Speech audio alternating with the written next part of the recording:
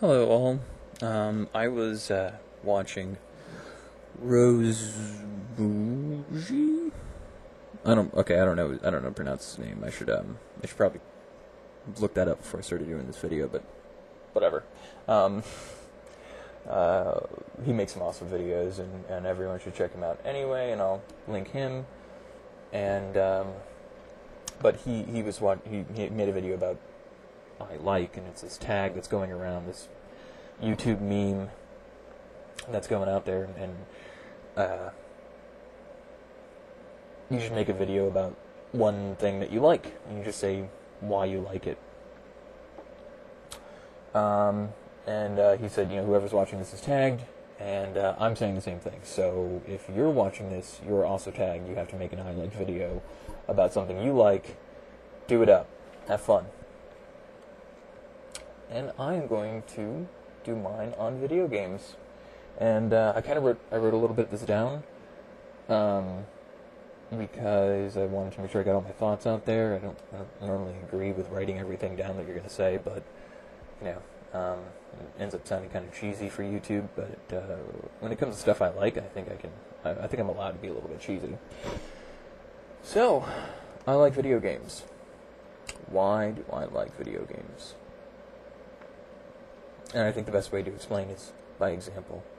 See, when I play Dodonpachi or Mars Matrix or a myriad of other shoot-'em-ups where I'm just a tiny little ship against a whole armada of vastly more powerful ships, I fly and I shoot, going left, right, forward, and back, threading the needle through bullet pattern after bullet pattern.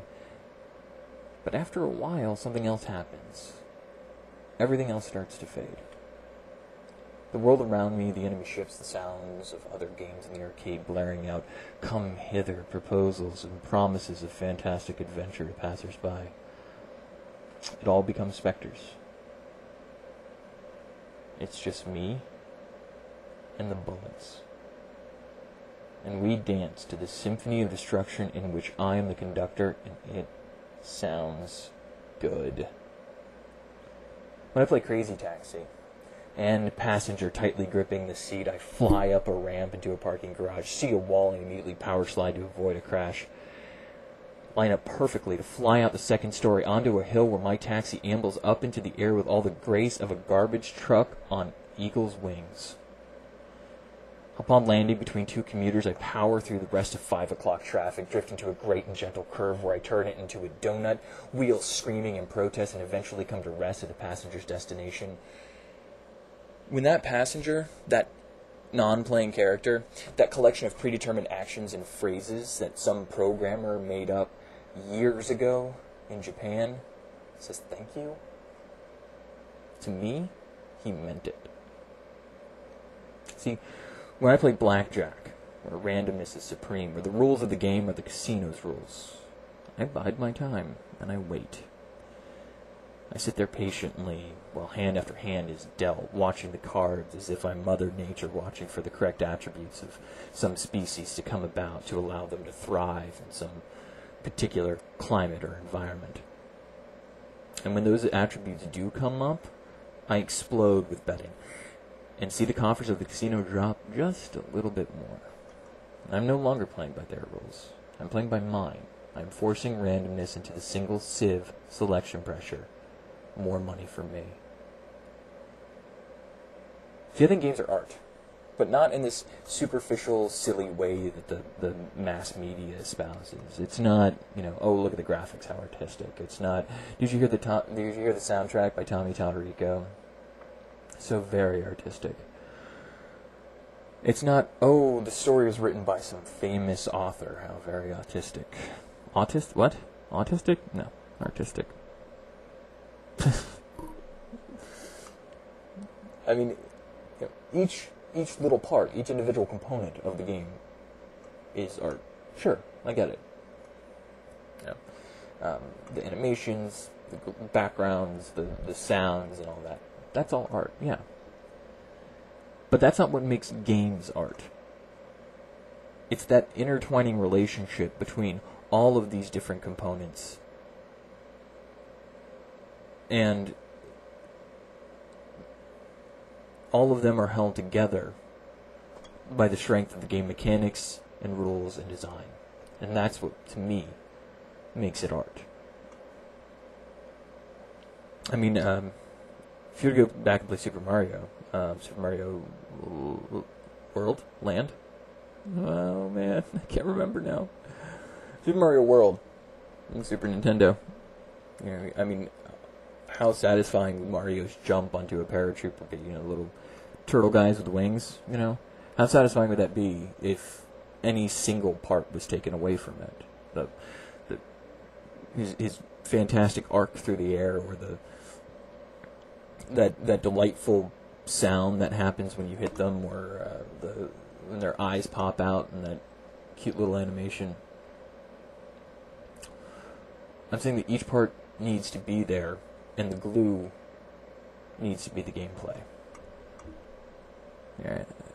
Any examples I've already given, I think, are artistic in their own way. The individual games, Dodonpachi, Crazy Taxi, Blackjack, or Mario, they all have the feelings they give and the emotions they elicit are all artistic in their own way, and I think that's great. Back there, I don't know if you can see on my wall, I don't know if the camera's lined up enough with it, but I have a poster for Shadow of the Colossus, which is, I think, one of the only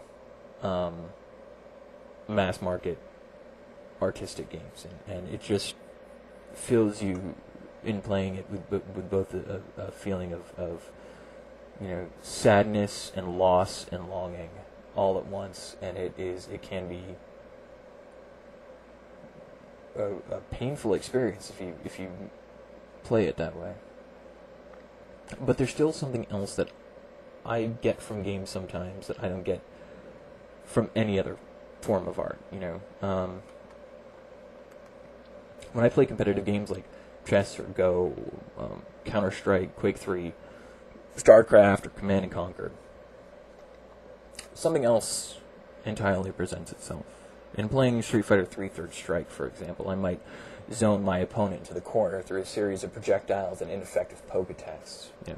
Use Remy's one of my favorites, and I use his Lights of Virtue, this little projectile attack that goes high or low, forcing the opponent back and back and back into the corner. And I slowly make my way across the stage, and at my moment of opportunity, I seize it, and I jump, I leap in for an attack, and I take a shoryuken to the face, because my opponent was somehow able to read my mind.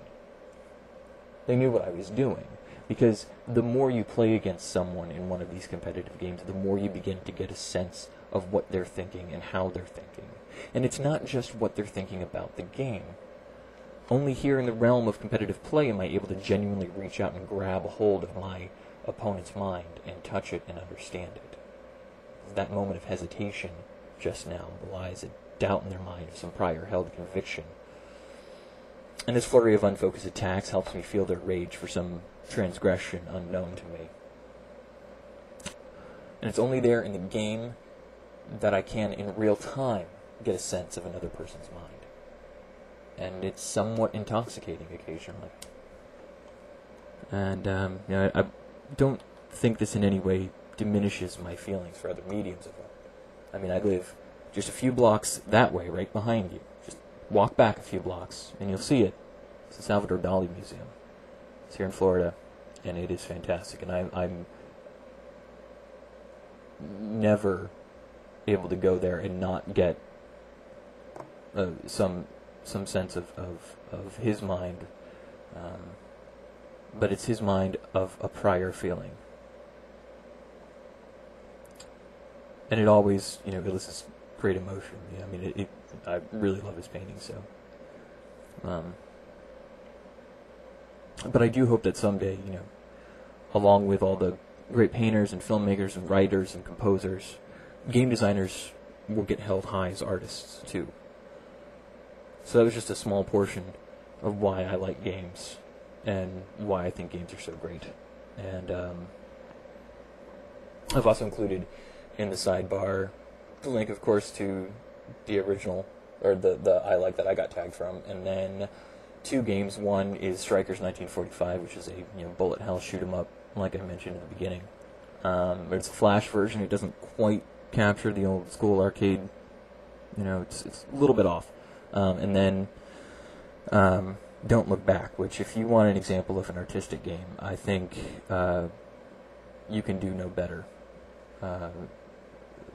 That game just, wow.